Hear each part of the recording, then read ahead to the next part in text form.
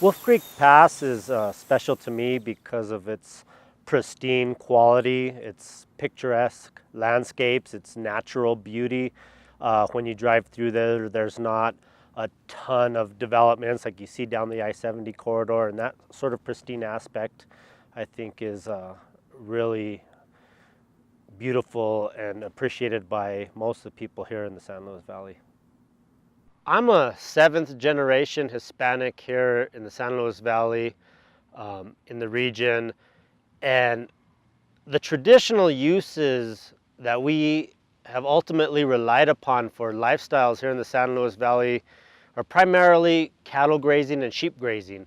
I remember when I was younger, my grandfather talking about how many sheep they used to graze up and down the mountains.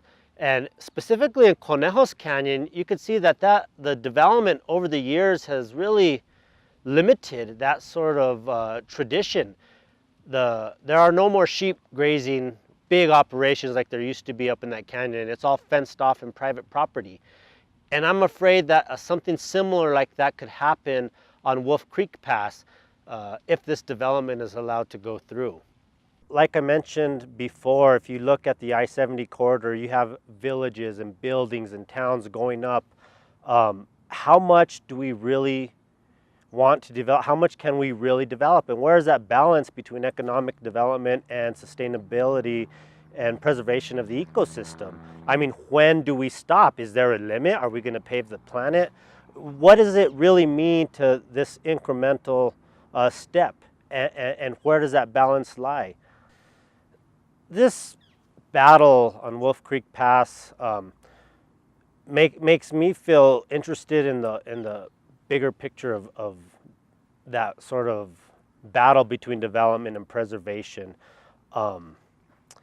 It's sad that we have to fight and create lawsuits in order to preserve a piece of pristine land. It should be generally accepted that this is a natural corridor with snowpack and wildlife, and all these things should be naturally or should just be generally protected. It's just sad that we have to go to court and fight about it so some people could make money short term as opposed to that long-term preservation that's really going to benefit us all. I just hope that this sort of that this battle, this thing really brings to light in people's mind that economic development and conservation and sustainability do not have to be mutually exclusive. They can coexist, and there has to be limits to the way we develop and the way we consume, and we can really use this as an example of how we can come together to do something beneficial that's within those limits and constraints.